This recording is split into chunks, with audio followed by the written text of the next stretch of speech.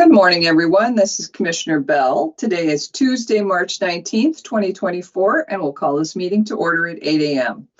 As a reminder, our call-in number is 971-254-3149, conference ID 866-914-607#. Before we get started, I'd like to remind everyone to mute your phones. You can do this by pressing *6. Please unmute yourself when called to speak, again pressing *6. It's very important for all others to remain muted. Thank you. So welcome to the community updates call, and we'll start with the Board of Commissioners roll call. Commissioner Scar, are you with us this morning? Good morning, I'm here. Good morning. And Commissioner Olson? Good morning. Yes, I am ready to go. Wonderful. Good morning to you. Adventist Health Tillamook, Eric Swanson, the president of Adventist Health Tillamook, is not with us this morning, so we will jump right in with the Coastal Caucus. Do we have Senator Weber?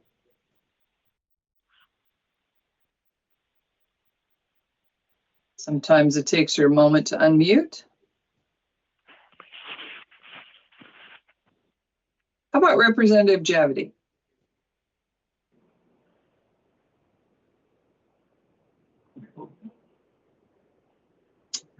Well, this could be a short meeting, friends. So if either the senator or the representative come back. I'm here. There we go. Hey, good morning. Good morning. How are you? All righty. Oh, I'm good. How are you? Good, thank you. Glad you're here. I'm glad to be here. Let's see. For this, sorry I missed last week. Just had some conflicts there, couldn't get out of in time to make the call, but hopefully Senator Weber did a nice job updating everybody on the end of session. I felt just my 2 cents on that. The session went really well. I think we had some, for the most part, good consensus from both parties on all the issues. There were a few that we wanted to get across the finish line we didn't quite get.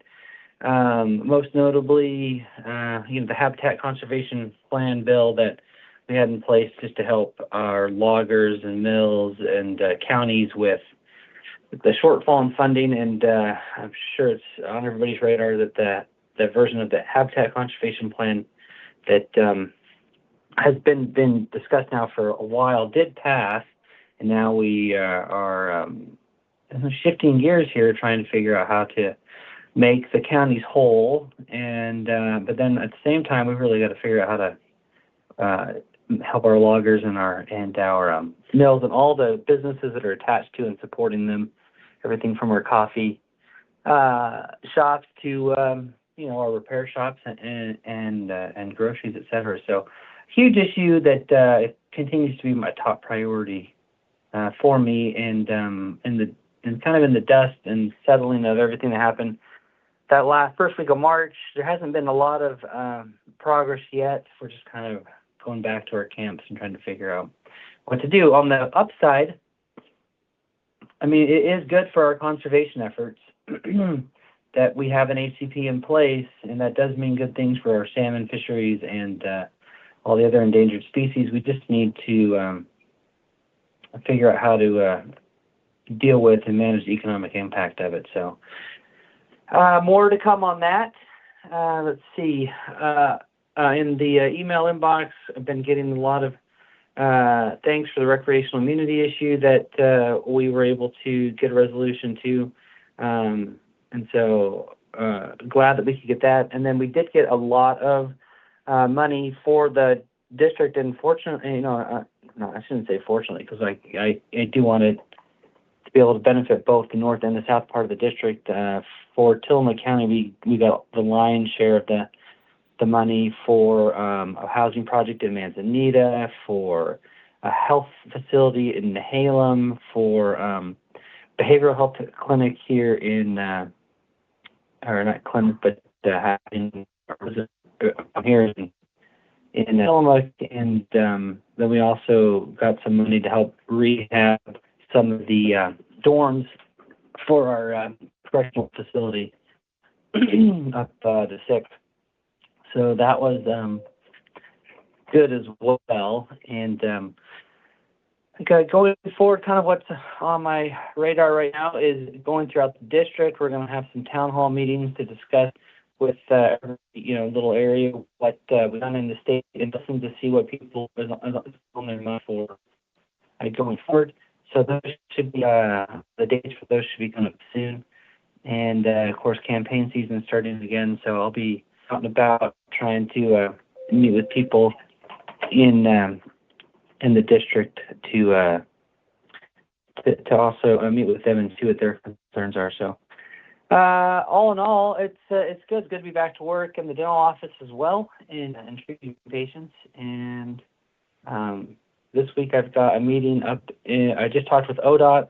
We're still working on the Big Trout River, the Three Rivers issue down there in South County. The state's trying to figure out how to get me approved to solve that problem, and hopefully we'll hear by the end of the week what's happening with that. And then we've got an issue on 26, kind of right there by Camp 18, where the road's bad shape with spring break coming up. Concerned that there might be some incidents, including bad accidents on that road. So hopefully going to hear from ODOT this week as well about a fix that they can maybe implement before spring break traffic starts next week.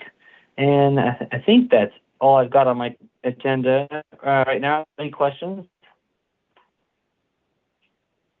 Thank you very much. Hey, I was wondering, people are curious about the campaign finance reform legislation that passed. Can you speak to that? Yeah, sure.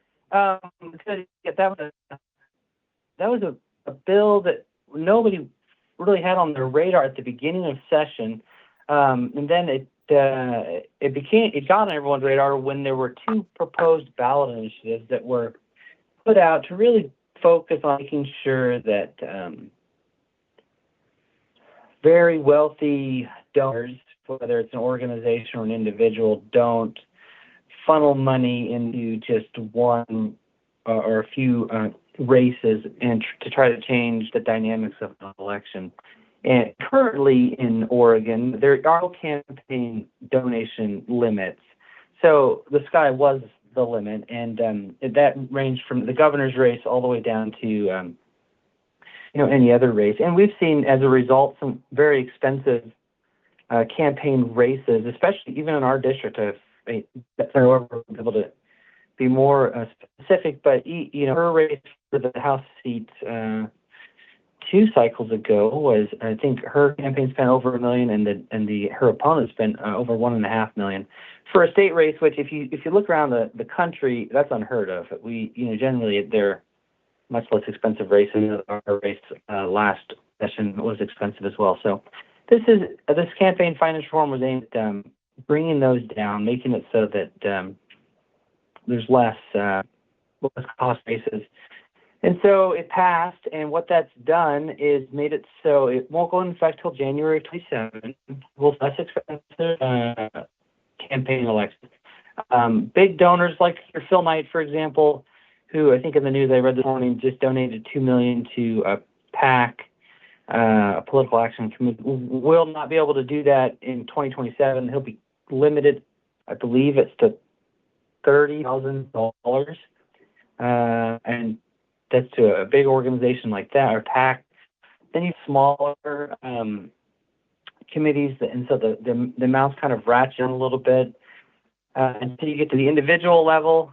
So donations to an individual candidate would be capped at $6,000 in a year or in a cycle. So that should put some limits there. It's going to, the Democrats and Republican parties, et cetera, are trying to figure out how to move forward.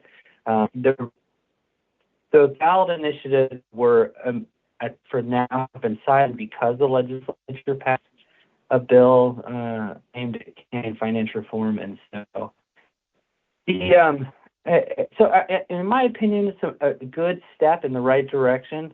I think what we have to be careful of going forward, and I think people will start to notice. I've even heard from people in the district that there have been commercials run about, with supporting me, or billboards you've seen go up, or mailers that went out. And I'll get stopped in the grocery store and say, "I just saw your commercial," and I'm like, "What commercial? I've not done a commercial." And what's going on is that third-party groups outside of my and any candidate's campaign, they still have the freedom to spend whatever they want. And so you'll see that groups spend money to message about a candidate without any input from the candidate on messaging or what they want to say and do or what commercial they want to run. And so we've taken some of the control away from candidates, because it used to be if a donor wanted to support a candidate, they would give the candidate's political action committee them money. Then the candidate had a little bit more control over what they were going to do. Were they going to spend it on a commercial? Were they going to put out a mailer? And what was going to be in the commercial and the mailer, since they were paying the bill. And now we have less control, because those organizations can't give money directly to the candidate. They'll retain the money and run whatever ads they want in support of or against candidates. So we'll have to see how that plays out. It's the same system as at the national level, so it's not like there's a boogeyman waiting, but we're still, some of the things we hate about national politics and campaign messaging, we're going to see happen now at the state level as well, because your candidates will have less control over messaging and how money is spent, but we'll also see cheaper races in the state, so it's a two-edged sword. Hopefully that's not confusing, but that's campaign finance reform in a nutshell. Thank you. No, it's not confusing. It's fascinating, and I really appreciate you talking about it. It's an interesting subject. I had a conversation with Representative Gomberg about campaign finance a couple of years ago, and he told me then that what you said about that an open seat, an open representative seat, could cost $1 million to run for that, and we talked about how exclusionary that makes it. Somebody who is retired or who has their own business and has some flexibility, et cetera, can perhaps run for those seats. But in terms of the accessibility for the average Oregonian to run for a seat that costs $1 million to campaign for, it makes it very exclusionary. And so this is fascinating, but also the part you said about third parties will still be able to use their money to create advertising for candidates that the candidates don't get to approve. That's outrageous. So because, when we see somebody's advertising, we assume that this advertisement represents the candidate, but you're saying that they might not in the future. Yeah, it's a trick I wasn't really aware of until I ran for office, and I wanted to have complete control over my messaging. And then I would find ads or mailers to go out from other groups, and I'd be like, well, who approved this, and when did this come out, and and you have no control. Sometimes they're great pieces, and you're like, hey, double thumbs up, thanks for running something that represents me. But other times you'll get attack ads on your opponent, or you'll receive attack ads that your opponent didn't pay for, and they can be quite nasty. And unfortunately, your opponent has no control over that, and so politics can get pretty dirty, because it's not actually the candidates that are firing shots at each other. It's outside groups, and so it isn't great. And you're right about those seats; they do get expensive. They're $1 million seats, especially. I wouldn't say every seat in Oregon is that way, but the competitive ones, in the districts where you've got almost equal numbers of Republicans and Democrats, the ones that the parties fight over, those are the ones where you see the most money. And so I'm curious to see this go around, what type of spending happens. Well, this time we won't notice it, but as we get into 2027 and beyond, it'll be interesting to see what the makeup of the campaigns look like when the candidates are kind of sidelined a little bit, and your big groups like your corporations that everyone is upset about, but also your unions, et cetera, the ones that have the money that normally would give to candidates will now spend the money directly on messaging. So we'll see what happens. That is fascinating. Would you like to say anything about House Bill 4002 that rewrote Measure 110? Oh, sure. Yeah, I wasn't sure if the senator had talked about that last week, but so House Bill 4002 was the legislature's effort to modify and fix Measure 110. And this was a popular issue with Oregonians. Everyone at this point probably understands that back, in 2020, this was Measure 110 was approved by the voters on the ballot. The idea was that we would, decriminalize small amounts of drug possession and issue tickets, and that those tickets would, result in people seeking treatment by calling a phone number, and then we would start to deal with this drug problem. Unfortunately, and we all kind of seen this, that's not worked out the way they intended, and so 4002 was a stab at trying to fix that. Initially, what was on the table was, hey, well, how much of a penalty should we impose, and then what type of treatment and services you have on the back end to help support that, and what the parties got to, and I would say what the unions and civil rights groups all got to was it's a misdemeanor if you're in possession of dangerous drugs like fentanyl or methamphetamines, then a police officer or sheriff's deputy can make an arrest or issue a citation. They have an option.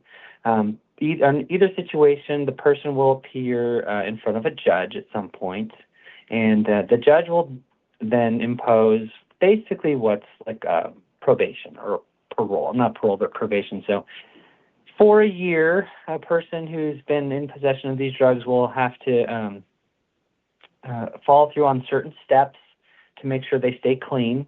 And as long as they stay clean and receive some treatment, and that can range everything from talking with a counselor to, something more robust if it's available. Each county will have the option to stand up a program with some resources provided by the state, so that there's something in place for people who are found in possession of drugs. And then at the end of the year, if they follow through on everything, they're released from their probation, which means they don't have to check in anymore. And then if they don't have any more incidents a year later, within another year, then the record is expunged. So we've got some compassionate tools in there to make sure people's lives aren't ruined for drug possession, and we've got some help in there right now to help them work through some of their addiction and service problems with these services. And then we've given our law enforcement a little bit more leverage to use to help people get into the program and to get drugs off the street. And so it's not everything everybody asked for. Some people wanted a more severe penalty. Other people wanted far more money spent on the services. And but what we got in the end was a compromise that everybody was, almost everybody, I think 53 of 60 members of the House voted to pass for. So that will go into effect in the fall, and then we'll revisit it regularly to see if we need to do additional tweaks in the future to make it more effective. Hopefully to get more money into programs. It's not what we're putting in place now with deflection programs is what they're called, but is not the same thing as what we're trying to accomplish with more money in behavioral health and mental health services and drug addiction, to help with things like with drug addiction. So there'll be more money coming, more programs coming for that. But what this does is fix what wasn't working with Measure 110, at least initially here, to see what we can, if it makes a difference. And I will say, even though we've, the law also was targeted not just to people who are in possession of drugs because they intend to use those drugs, but also drug dealers. And there were cutouts in there to say, hey, if you're using drugs on a public transportation, or if you're in possession of drugs on public transportation, there's actually stiffer penalties if you're using drugs in a park, or if you're in possession of drugs in public spaces where we expect there to be kids, or near treatment facilities, there's tougher penalties. And so if you get into the weeds, there's a lot there to keep our kids safe, to keep our families safe, to try to get drugs off the streets and away from where people like to go shopping and spend time. And so and so we're hopeful that we'll see some changes there. But I would put, one big exclamation point in that is, even though we've recriminalized the possession of drugs, It's still possible for people to have drugs on them, but at smaller limits that won't qualify for getting in trouble with the cops. And some of those amounts, like fentanyl, unfortunately,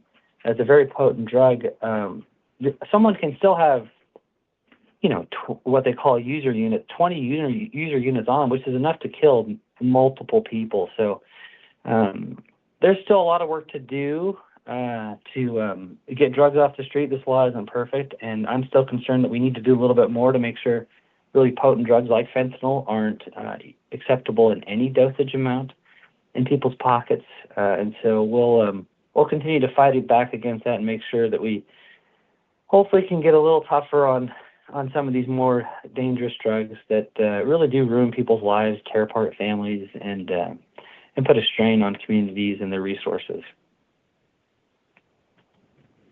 Thank you so much for talking about that. I really appreciate it. I wonder if my fellow commissioners or anybody else have questions for you. Sure. Questions, comments? As Commissioner Scar, no questions, but thank you for talking about House Bill 4002.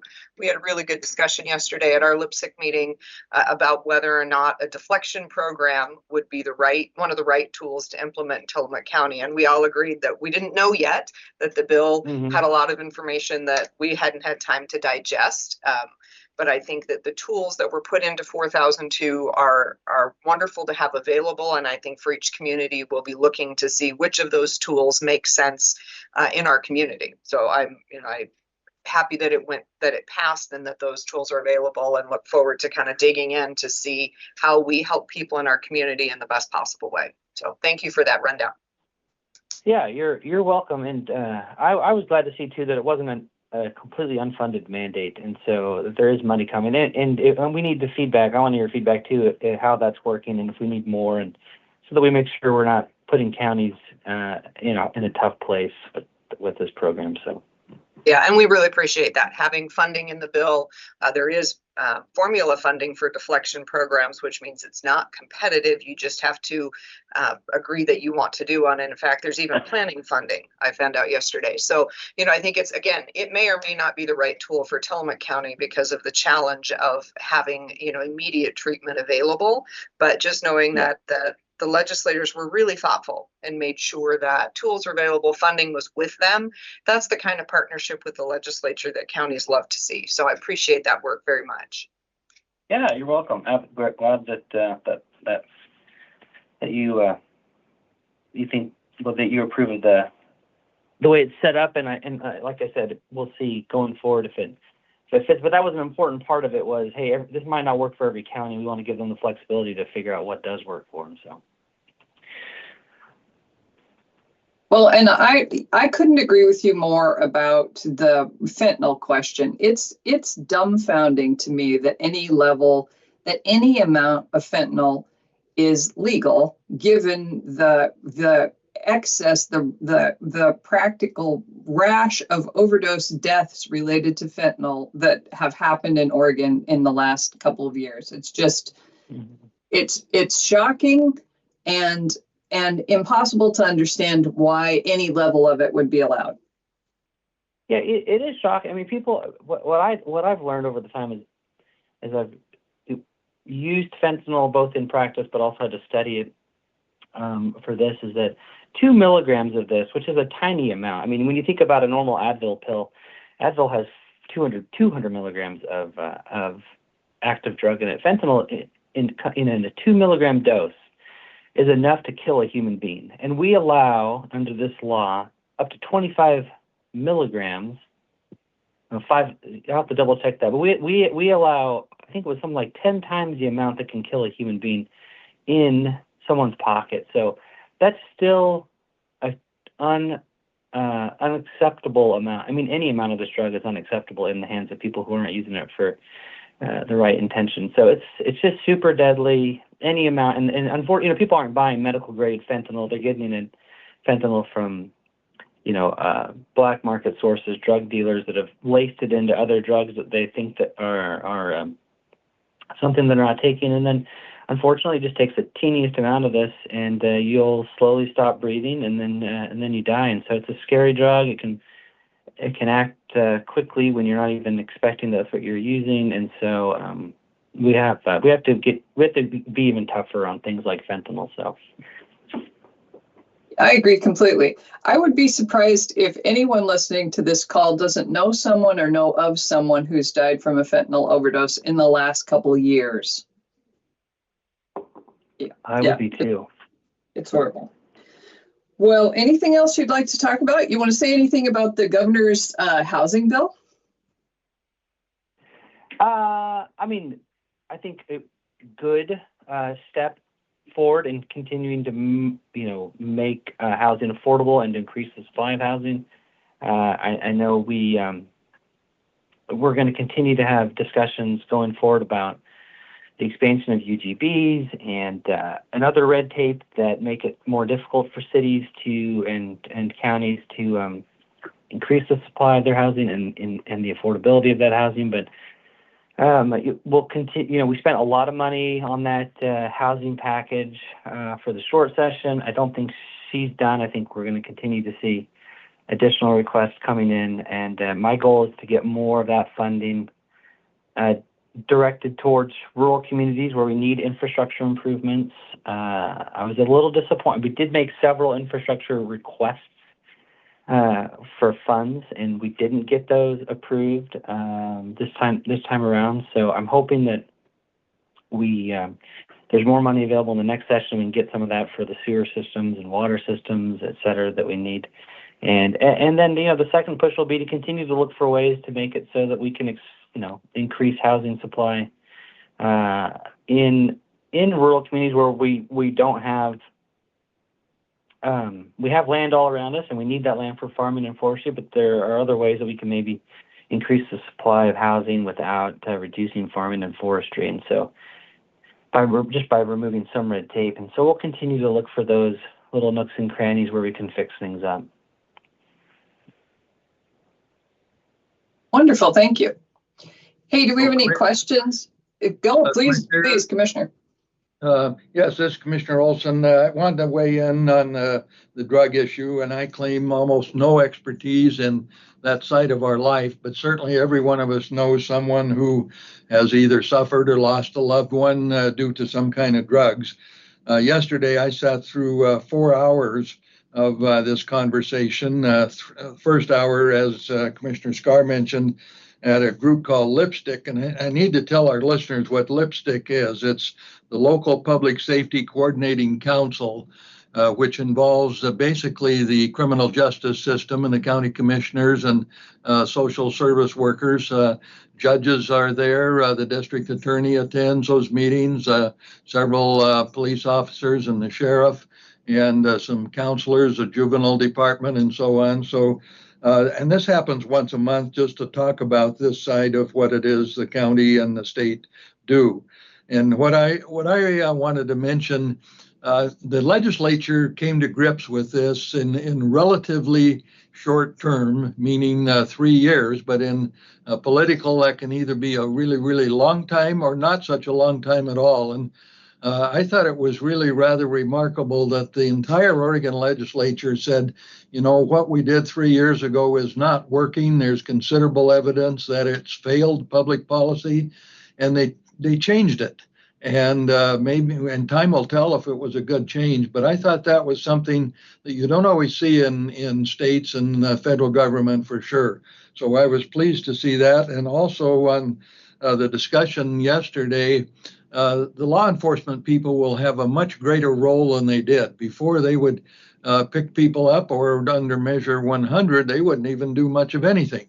Now they are the key decision makers on whether someone goes into some kind of a program through the deflection service or is actually taken into lockup for a period of time. And so that's a big change, and justifiably, the law enforcement people are pretty apprehensive about this. How is it going to work? Do they have the right tools to do that? Are their people adequately trained, and so on? So the burden has shifted back to law enforcement to be the first contact and fix this terrible problem we have. So that was my takeaway from all this. And I think Tillamook County will not be on the very cutting edge, but will certainly pay attention and try and get it right, because I've never met anyone in our law enforcement area, local, state, or wherever, who says that he or she doesn't want to make this a better situation. So I think I'm pretty optimistic about what's happening, and I think there'll be some good come out of it. I'm not sure we'll solve anything long-term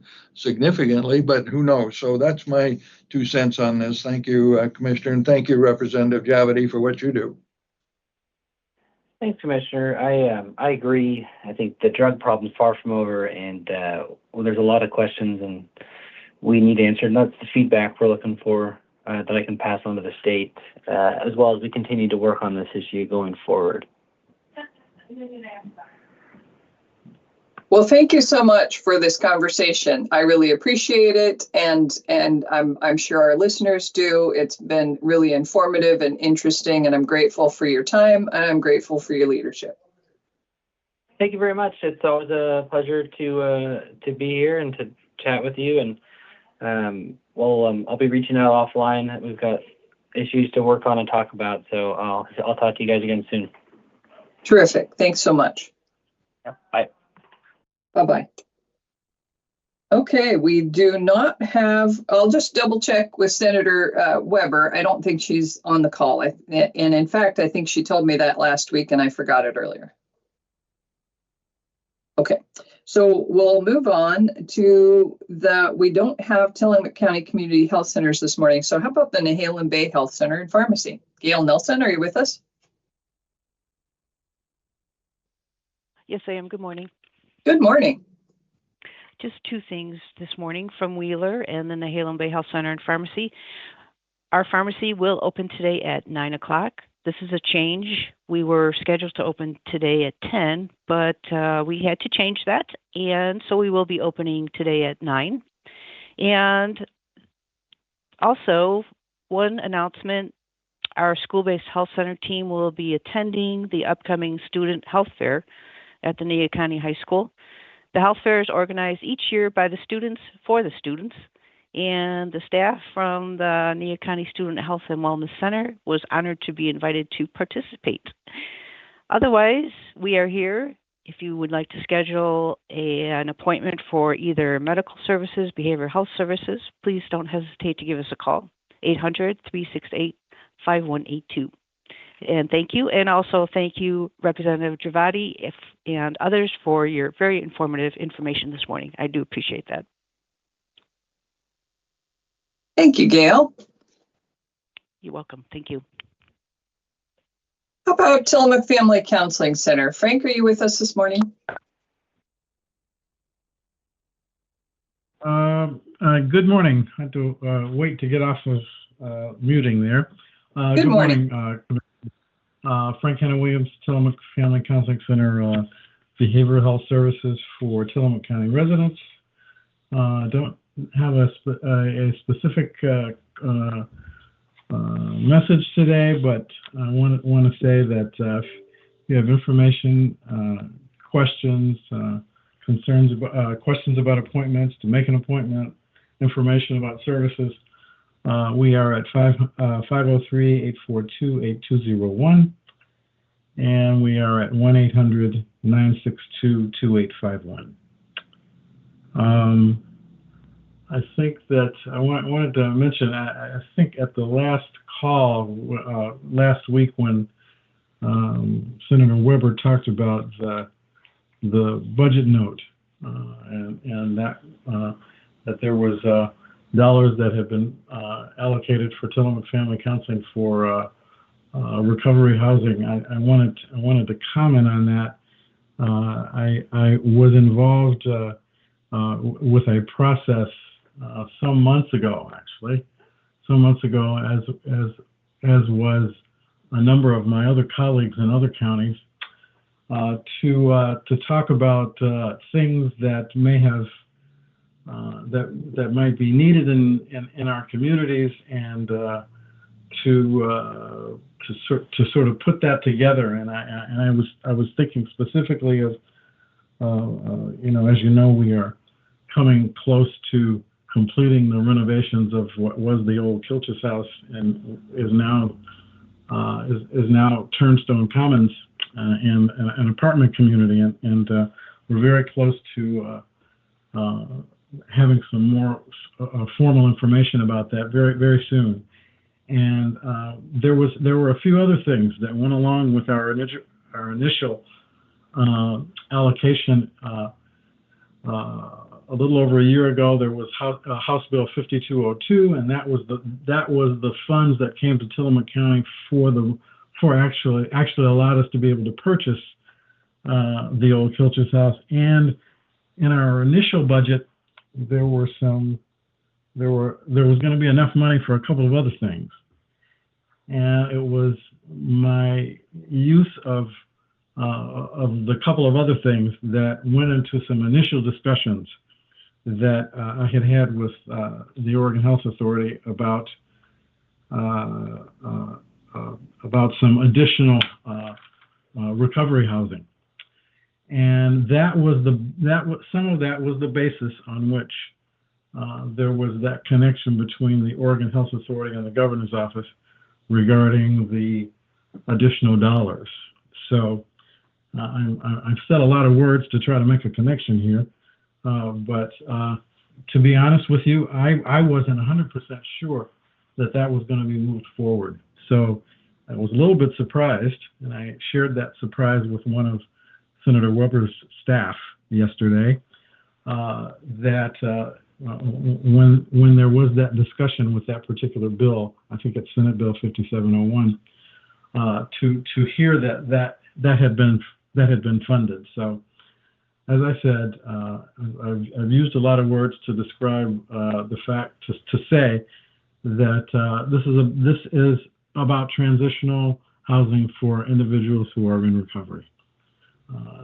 Tillamook Family Counseling Center does have a program now that is in the community, and it is a recovery housing. It's a recovery program, and it's a women's for women who are clients of Tillamook Family Counseling Center, who are working very closely with our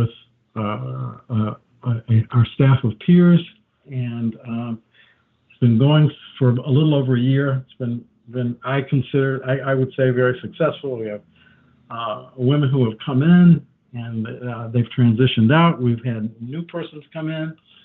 So using a similar model, the expectation will be that we'll move forward and try and replicate this recovery housing format.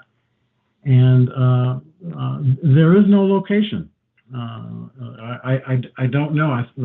Part of the expectation was that we'd be looking for locations in Tillamook County. So I've had a couple of calls about it. People said, "Where is it?" And what I've said is that dollars are there, but there is no location. And dollars will allow us to be able to move forward and make a purchase. And as I said, we've done this before, and certainly there are other options and other formats, and that's kind of where things are. So, given a little bit of an overview of that information, and commissioners, you can pin me down and ask me other questions that I may or may not be able to answer today, but I did want to say that. Thank you so much, Frank. I really appreciate the explanation, and it's great news. It's great news. Transitional housing for folks in recovery is a wonderful thing and much needed. You know, I was talking to somebody about this the other day, the difficulty of people who are putting their lives back together, the difficulty, so many barriers, you know, including housing, how to get housing, where to find housing, how to pay for housing. And it's so difficult to get housing here anyway, but particularly if you have a less than stellar rental history. Or if you don't have the money for first, last, and a deposit, which in most cases is a lot of money. And if you don't have a great job, if you can't prove that you have the income to support the rent payment, et cetera, housing is a huge barrier. Getting a job is a huge barrier.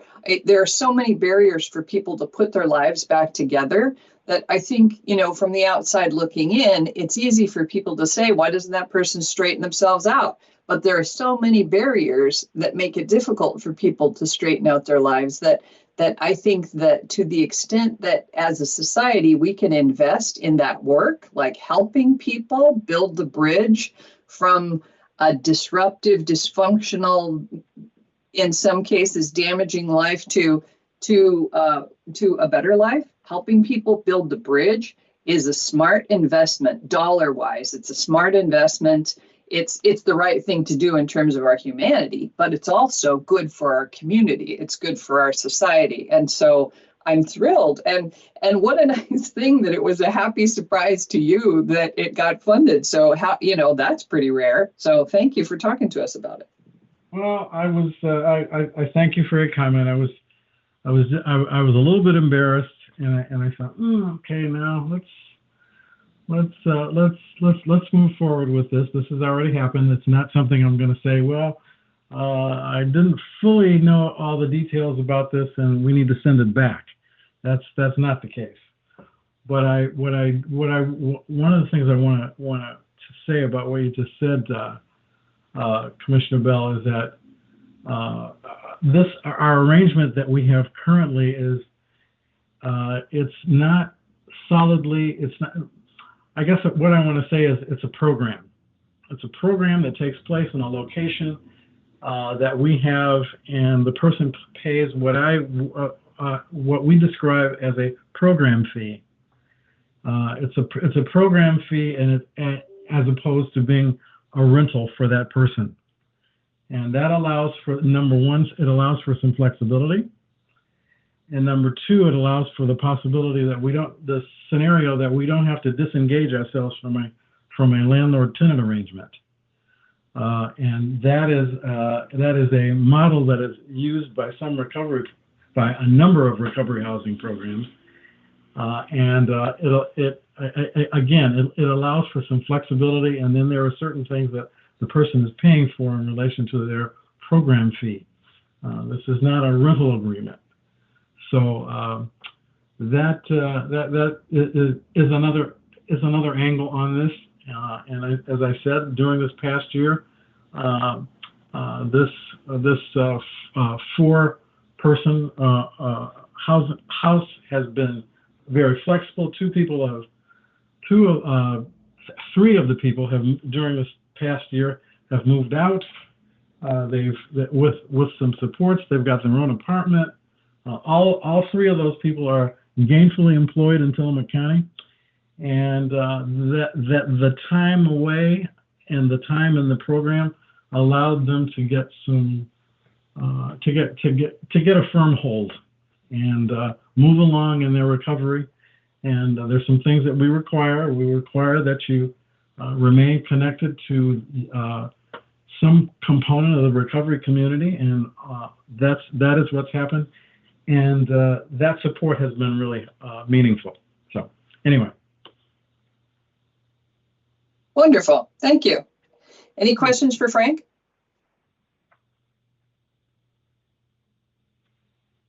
If not, I'll say thank you, Frank, for the conversation. I really appreciate it. And we can move on to the Sheriff's Office. Sheriff Brown, are you with us? Good morning, Commissioner Bell. I am here. Good morning. So I'm not sure if Representative Javadi is still on there or not, but I was just going to maybe let him know I'm going to send him an email so him and I can, talk offline, either at lunch or coffee or something like that. I got a bunch of questions about House Bill 4002, and I've been actually learning quite a bit about that as well. So I thought maybe I'd briefly make a comment about that. The original intention of Measure 110 when it was passed was to help keep somebody who has made a mistake or a poor choice or something to that effect, and keep them out of the vicious cycle of the justice system, because once you're in, it's very hard to get out. that intention is a very appropriate and you know, it's the intention is great. The implementation of it is where problems came about, and Measure 110, you know, by statistics and by all accounts, you know, failed in that aspect. And in my opinion, one reason is because when you write a simple citation, then they you give them the choice as to whether or not they appear. We've seen a tremendous amount of failure to appear on those citations, and even the ones that did come in, and they would pay their small fee and go to get assessments so that they can maybe start the process of treatment. A huge percentage did not show up for their assessment. So basically, when there's no accountability or consequence and the choice is left to the person, they're not choosing to help themselves and get that treatment. And my fear is that 4002 with the deflection program, if an officer, and again, I have a lot of questions, and as I learn more and more about this, this is where my concern comes in, and hope that it's not this way. But if an officer chooses anywhere across the state to offer deflection and say, go get deflection, and then you can have this not be on your record, and the intention of helping that individual is realized by doing that, is there any accountability for that person, or do they just get to walk away and we hope that they will voluntarily get that help that they need? So those are questions I'm hoping to get answered. One thing that is important to remember is that we've seen overdose deaths, skyrocket because of fentanyl. What Representative Jovity spoke about some, the 20 or 25, units or milligrams still being allowed. That's something new to me. I did not know that was part of 4002. So that, as you said, Commissioner Bell, is very concerning, because it takes the smallest amount, grain of sand that could actually end somebody's life. So that is terribly concerning to me, but it's also new to me. I didn't know about that. So, if number one, in Tillamook County, there's no deflection program yet. We are having conversations about it to determine if it's right for Tillamook County. If it's not in place, then it's the discretion of the officer is not even a question, because if there is no deflection, then our one course of action is kind of set for us. And even if there is a deflection process, and then officers have the ability to choose, if an officer or a deputy chooses to bring somebody to jail, what's important to remember is that while somebody is in jail, they're sober.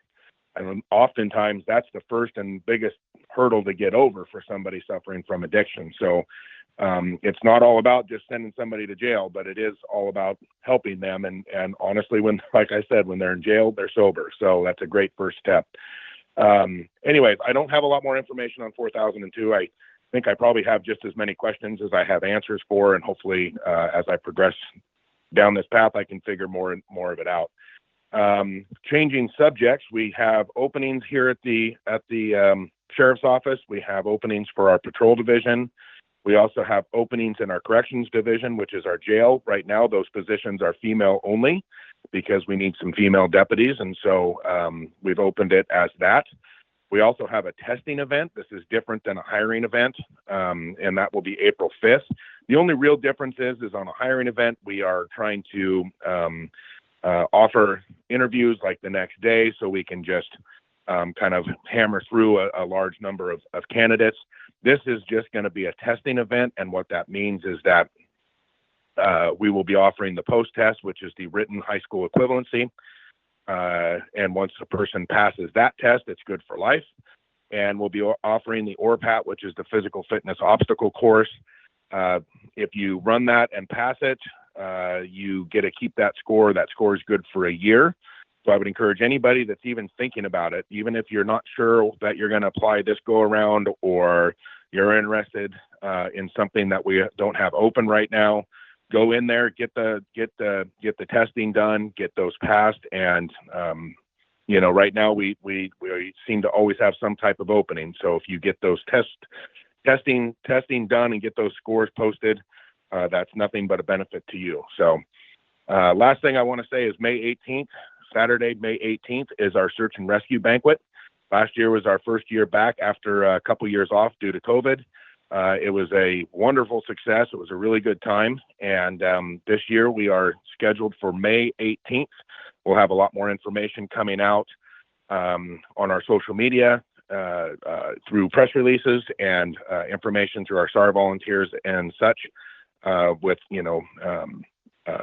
all sorts of more information about that. So mark your calendars, May 18th, Search and Rescue Banquet. We'll have lots of good auction items and good food and, good company. So that's all I have, and I can take questions if needed.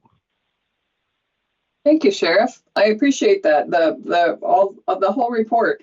It's interesting what you were talking about leverage, the back to the Measure 110 issue and part of the failure of Measure 110 being the lack of leverage, that I voted for Measure 110. And then the reason was because addiction is a disease, and that's science, that's not an opinion. Addiction is a disease, but it's one of the only diseases that people can choose to recover from.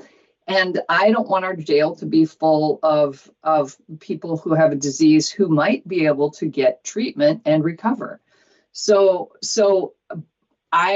that was my hope, and I think it was a lot of people's hope, and that's why it passed. And so, but it didn't work. And so, there's been a lot of heartache about that, but a lot of good things have come about as a result of it. But to your point about leverage, if you say to someone, here, treatment is an option, you can decide to go or not go, and there's no leverage, there's no consequence if you decide not to. A lot of them are going to decide not to. It's pretty predictable. So I hope that somehow we can.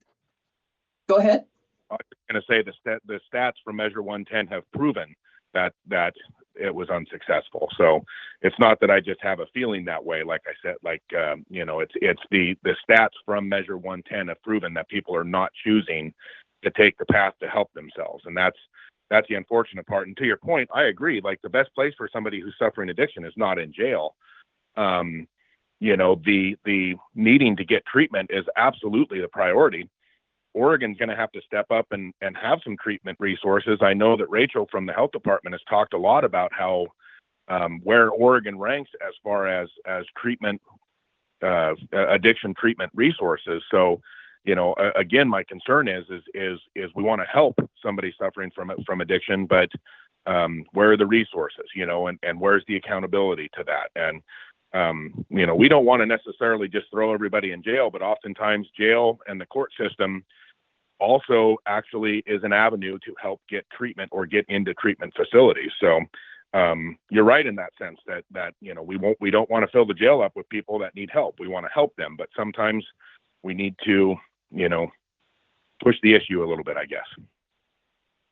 Yeah, I agree completely. I think sometimes it takes a consequence to get somebody's attention and help them press reset in their lives and think, hey, wait a second, this isn't what I want. So yeah, we're on the same page there. Yeah, definitely. And speaking from experience, it's I'm not sure how often people interact with somebody suffering from addiction, on a maybe they have a friend or maybe they work in an environment that they get to see people often. But as a active police officer, we see somebody suffering from addiction daily, multiple times a day. So we have a very, very vast experience dealing with or communicating with those suffering from addiction. And oftentimes we'll have somebody come back years later and tell us that they've been clean for years, which is great. I love it. I personally have had multiple people tell me how clean they've been and how many years and stuff. And, naturally I'm excited for them and tell them congratulations. But every one of them will tell you that the only reason that they are sober is because somebody forced them, they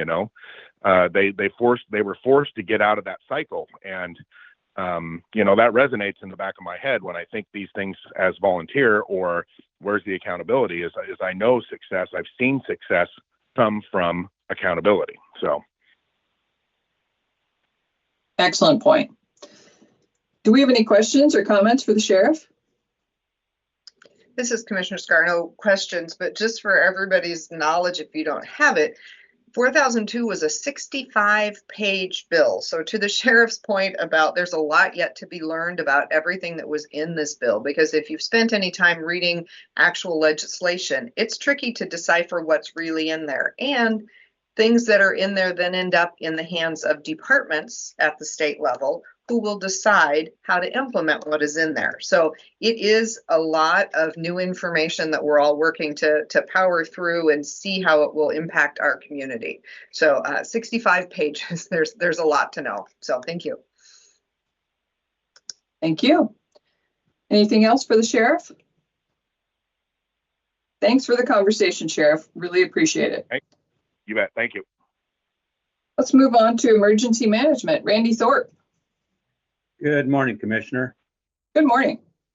Well, I sure hoped you enjoyed all the great weather that we've had over the last several days, because all good things come to an end, and looks like we're going to get rain the rest of the week. And so with all the rain coming and spring break starting and swelling our coast population, I just want to remind everybody to be extremely safe when they're out and about driving around. Take some extra time, slow down, enjoy the scenery a little bit, and just be careful, because like I say, a little bit of slick roads with some water and the excessive traffic that we're going to be seeing over the next couple of weeks. I just want to put out that warning. I also want to put in a shameless plug for the Emergency Volunteer Corps of Nehalem Bay. This group is going to be running a CERT training course starting in April. And the Community Emergency Response Team, CERT, is a program to educate people about disaster preparedness for hazards they may impact their area, and trains them in basic disaster response skills such as fire safety, light searching and rescue, some team organization, and some disaster medical operations. So if you're interested, please go to their website, and that's evcnb.org. And you just go over to their event page and go down to their training, and you can get more information on this training, and please register for it. It's a 12-hour course. You're going to do it over, I think, four days, 2 hours a night from 6 to 8 in the morning, starting on April 2nd. So please go to their website and look for that. And if it's possible, please, if there's still some open seats, sign up for that CERT training. Also look at the other training that they do. They provide some excellent training throughout the year. So please bookmark that their website, and make sure you always check to see what type of training this wonderful group is putting out. So with that, I will turn it back to the Commissioner. Thank you, Randy, and thanks for the notice about the CERT training in North County. I think it's invaluable, and it's really exciting to see volunteers, to see community members get involved, get trained, get educated, and get prepared to help themselves, their families, their neighbors, their community in the event of an emergency. Because as a lot of us know, Tillamook County is the most emergency disaster rich county in the state of Oregon. So it just happens here a lot, and those folks have ample opportunity to practice their skills and help their neighbors. And I'm grateful to live in a place where so many people sign up to do that. Anything for Randy? If not, speaking of EVCNB, let's move on to the city of Manzanita. Do we have Mayor Stock with us this morning?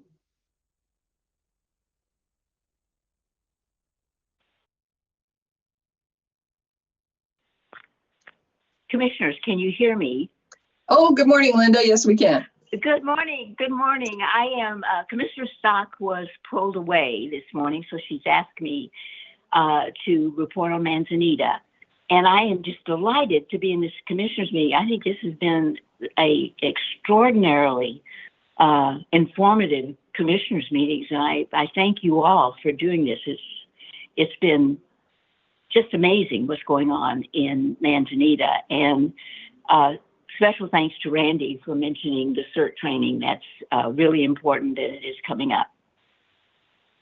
So I just wanted to bring you up to date on a couple of things that are happening in Manzanita. First of all, the City Council, like I think most people, I have seen a lot of misinformation on social media and rumors being started. And so the council has committed this year to really reaching out to the community to answer questions and to be available to make sure that, that the community knows the facts and knows what's going on. So we have 3 programs that we've started. One is called Ask a Counselor, and it's an email to all of the counselors. And we ask that if you have a question, email the counselors, and within 2 days, we'll have a response back to you answering the questions, or if we can't answer the questions, we'll indicate that it's going to take a little more time, and we'll get back to you. We've been doing that for about a month so far, and I think it's been pretty effective. We've had 3 major questions asked that we've been able to respond to, so the opportunity to respond is great. The second program is called Conversations with Counselors, and that is a topic-focused discussion.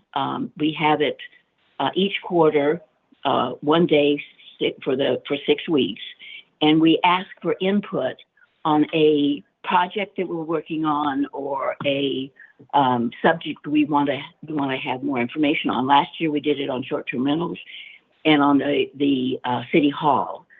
This next one will be on revenue diversification, and we're going to be focusing on the food and beverage tax. And it is really to hear what the community thinks about it, get input, give them the data that we have, and share that with them.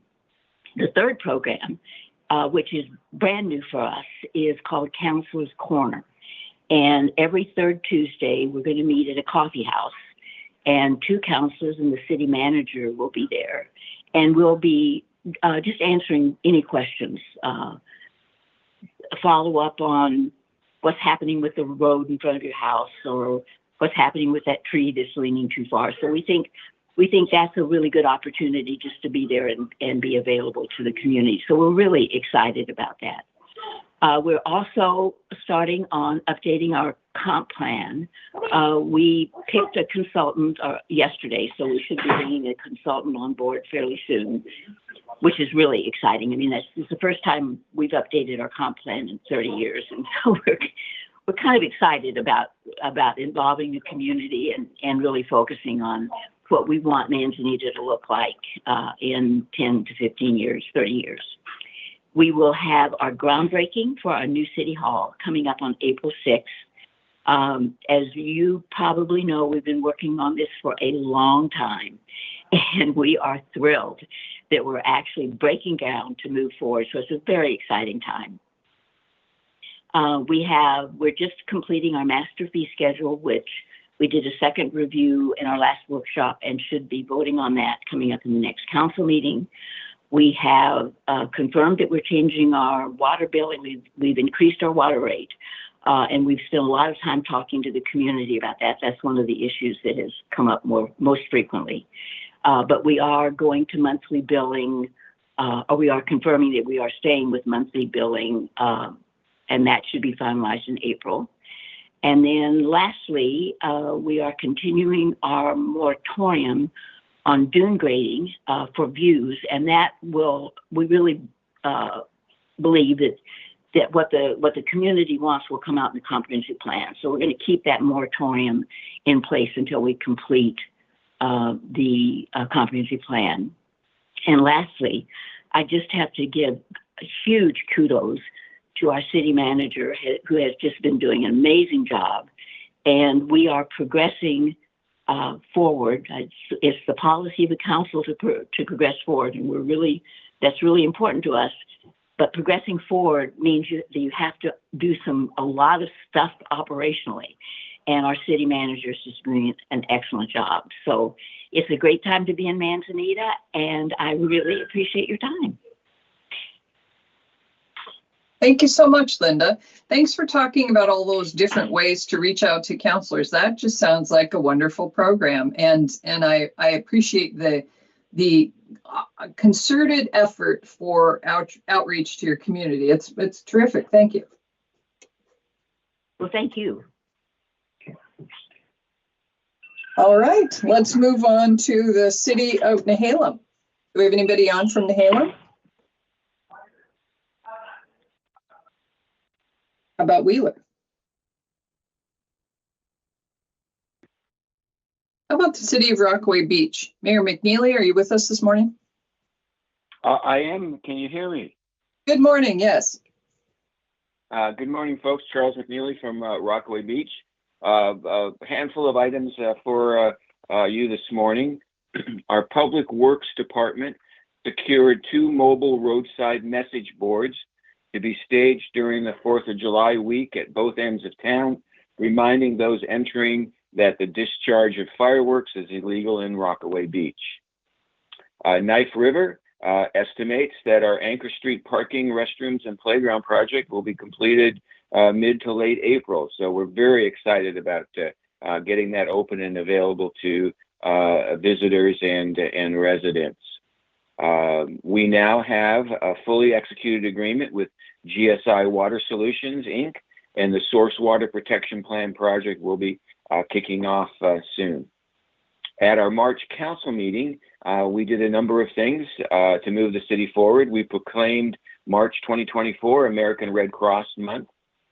We set a cap of 420 STR business licenses in our city, which represents 20%, but we chose to go with a hard number rather than a percent. This actually represents the number of STR businesses plus motels needed to support a robust overnight tourist economy. Now, as you can imagine, when you start talking about something like STR business licenses, a cap, there is a rush to get licenses.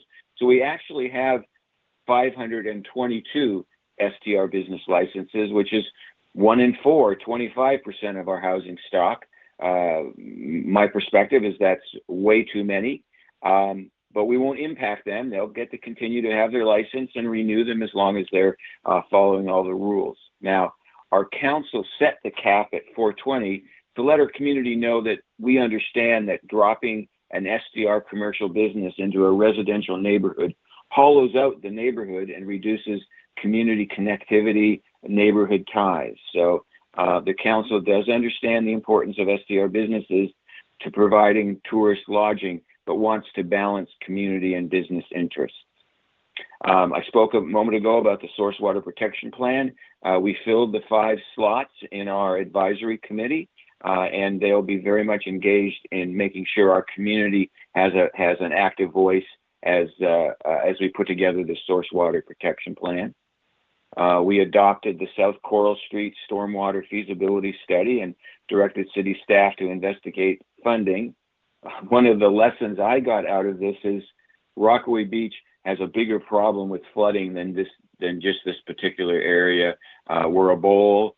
75% of our land is in a flood zone. So we need to potentially step back and do a much larger study to look at how we might mitigate the risk of flooding in Rockaway Beach. And then budget season is kicking off, and we appointed our city manager as the budget officer.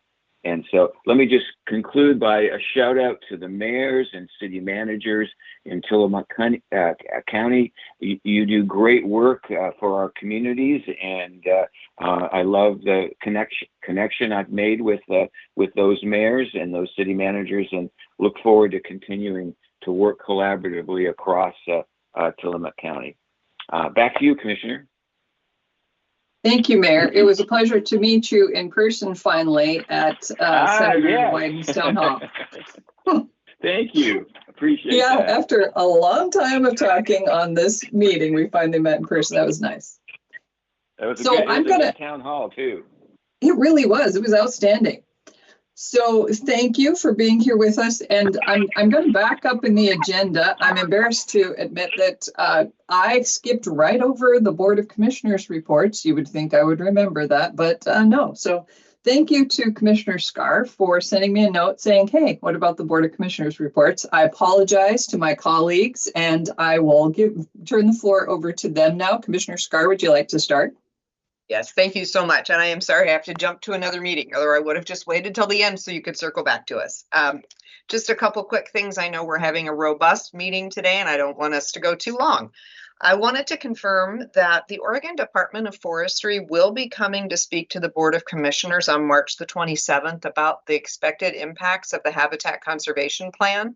I had teased out last week that I had a tentative commitment. Now I have a formal commitment. We will put them toward the end of our agenda so that we can have as long of a conversation as we need to have with them to really understand operationally on the ground from our district forester, as well as the Forest Grove District Forester and the Deputy Forest Chief. So really wanting to have them just talk us through this, show this where the habitat conservation areas are, have asked them to overlay that with our special district boundaries, just so we can really dig in and understand, what we will be expecting in the next 70 years. And at least in the next 10 years, I know they have some operational planning done and we'll be able to look at that. So I just wanted to let people know that was coming on the 27th in case you wanted to make time in your schedule that morning to join us for our meeting, which you cannot do in person in the room, or you can watch online at TCTV online. Two other things very quickly. I also attended Wyden's Town Hall on Saturday. Great event.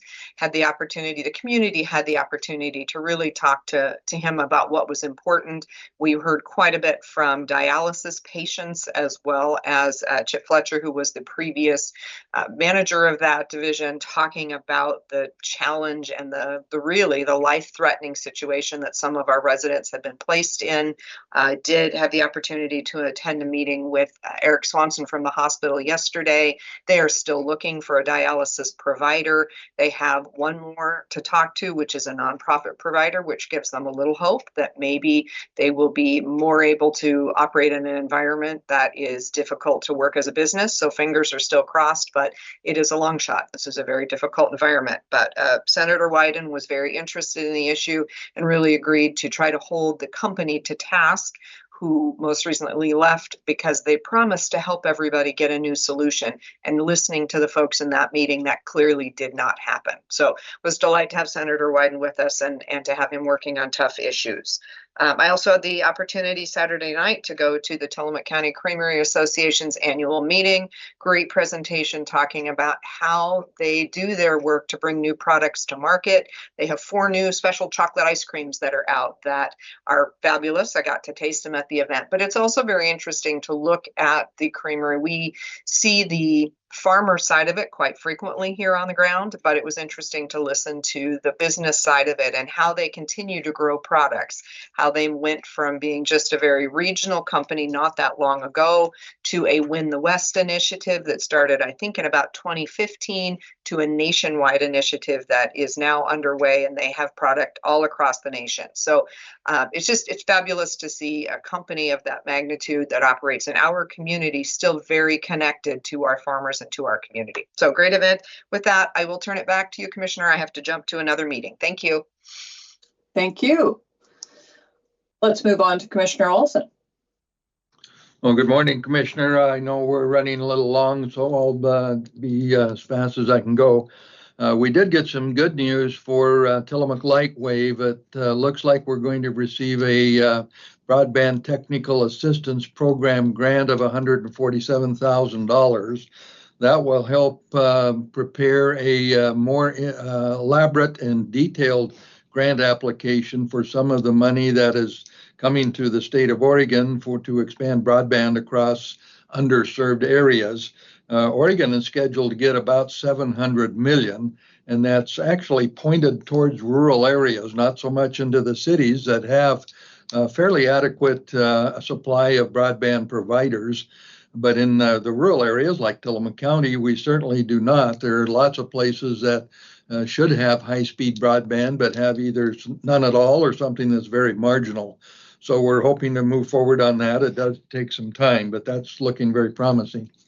I also attended Senator Wyden's town hall meeting, and you can agree with the man or you can disagree with the man, but the fact is he does show up. He's done, I think, well over 1,000 of these town halls over the years, and he talks one-on-one with people. And as Commissioner Scar mentioned, there was a group there who were connected to our hospital in the kidney dialysis program, and they now are without that service and really struggling to find how they're going to keep something going. And so these were real people. This is not just a conversation or looking at numbers on a piece of paper. These were real people sitting there in a chair, some in a wheelchair, that they are dependent upon this service. And so where it will end up, nobody knows. But, it's a real problem right here in Tillamook County. A couple of other things. Last night I went to the city council at Garibaldi, and I've now gone to all 7 of our cities. And it just struck me that there are, I think, about 35 people serving in our cities as city councilors and mayors. I don't believe any of them, or at least very few, get any kind of compensation whatsoever. And so if you see one of these people or encounter them, thank them for their service, because they show up. They go to a lot more meetings than just a city council meeting. They deal with some fairly significant issues, financial and otherwise. So thank them for their service, because they don't get any money. They do it. And that's what keeps things moving in Tillamook County. Finally, the last thing I'll say is 2 weeks from today, the Chamber of Commerce in South County, the Pacific City and Nestucca Valley Chamber, will have a candidates forum at noon, roughly a couple of hours from noon to 2 o'clock. And we'll have a conversation and lots of questions for our state representative candidates. And there are 2 positions open here on the Tillamook County Commission. Also, we'll have 2 candidates for our Tillamook County assessor. So this is a good time to take an hour or 2, come down, have lunch, ask the candidates what they bring to the conversation, and pin them to the wall if you can. And that's how things are supposed to work. So 2 weeks from today at the Kiowanda Community Center in Pacific City.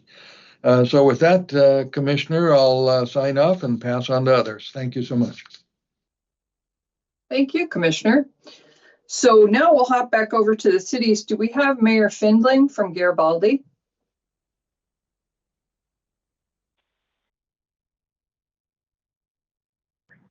Hello, sorry, I had to jump back off mute. No problem. Good morning. Good morning. Just a couple quick updates from my end. City Hall does open up back up tomorrow. We had our admin staff took vacation, so that it will be officially open back up to the public. There's a planning commission meeting on Monday. We had a city council meeting last night, and there is also a business association meeting Wednesday at 8:30 in City Hall. And just a quick thank you to Commissioner Olson for coming out. It was great to officially meet you in person. I think actually I was reminded I had met you before, but it was good to refresh and formally again meet you. And the final thing is just a quick reminder for folks that from April 8th to 19th, 7th Street will be closed into the port. So you'll have to use 3rd Street to get to the marina and the bistro and the port offices.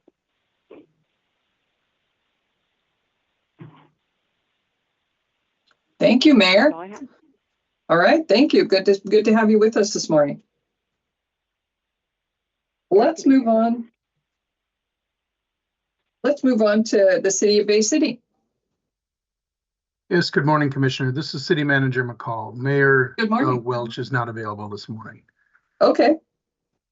So I just give a quick update on our city council meeting and some things that came out of it that we had last week. We'd like to thank Commissioner Olson for attending and introducing himself and saying a few words and sharing some of the concerns that affect us all. Among other things, the city council approved a contract for $142,500 with John M. Thompson Excavating. They are out of Lincoln City. This is for our 2024 paving project coming up. And we would like to express our thanks and gratitude to ODOT for the Small City Allotment Program, which has enabled us to do this paving this year and in the past couple of years. It really helps our small community be able to leverage our funds along with ODOT's funds and get a whole lot more done. And also the city council approved the application for a $3.8 million loan for a water transmission and storage system. This is through Business Oregon and state revolving fund, and part of it. And these funds are basically coming from the bipartisan infrastructure law that was passed a few years ago. So once that gets approved, we will be looking at doing some very significant upgrades to the transmission system and storage, which is not only for the city of Bay City, but also for water districts and the creamery. And last but not least, I would like to announce a new opportunity for folks to meet with city leadership starting next Tuesday at 9:30 a.m. That's March 26th. We will have a coffee with the mayor and city manager event.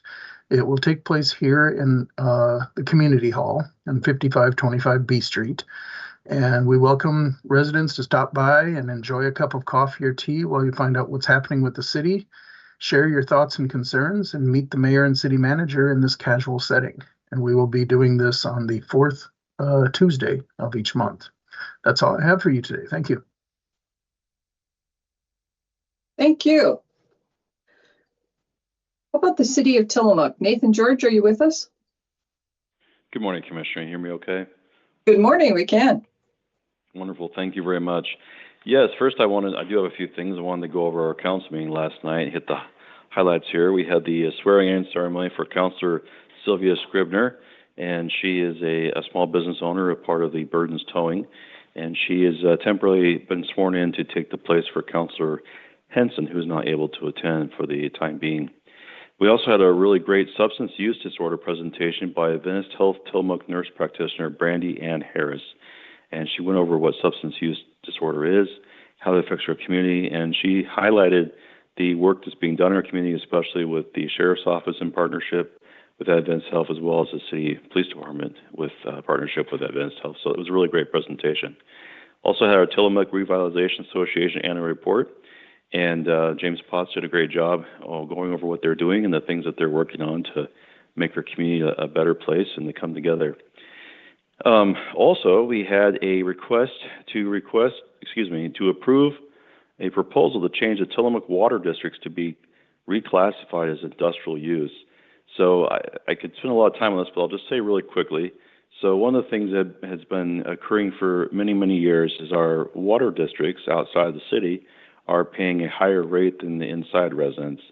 And that is not justifiable, because the cost for them, we sell them a wholesale water, we sell them a water that's finished, it goes to their infrastructure, then they have to take care of everything else. They still do all their pipes, and they take care of their water meter reading and so forth. So this is something that I've been working on since I got here, and I'm pleased to say that the council has approved a reduction in their fees, and basically by converting them all to industrial rates, which is what the Port of Tillamook Bay has been on for a few years. They changed right before I came. So this will get everyone changed. It will still have a resolution that goes forth in April, which will most likely be effective May 1st. But that was a huge step. And even though that reduces our, it's an estimate, we reduced the water fund for the city by about 14%. The point is it's making things fair. It's getting things back to where they should be. And on top of that, it also shows that we're good community partners, and we want to work with everyone and try to make things the best for our community. So we're excited about that. Also, the council approved the 2024-25 municipal budget, and also held first reading on an ordinance amending the city's prohibited parking ordinance. So there's an exception in our ordinance which was not very clear regarding especially emergency vehicles and law enforcement vehicles regarding parking. So one of the concerns we had was it's angled parking throughout the city, and when we have law enforcement back in the angled parkings on roads, it's a safety issue, very dangerous, and also is difficult when we're, our code enforcement is out issuing warnings or citations for people who are backing into angled parking, especially around the courthouse, when they see law enforcement doing that. And the difference is law enforcement is in court and they're not actively on a call. So this is something that we really appreciate. The OSP, Oregon State Police, and the county sheriff, too many words. Tillamook Sheriff's County offices have been doing a great job of already doing. We've, I know our police department has spoken with both those agencies, and they have stopped that practice. We really greatly appreciate it. So this is just finalizing that in our actual ordinance. So we're excited about that. We appreciate everyone's support.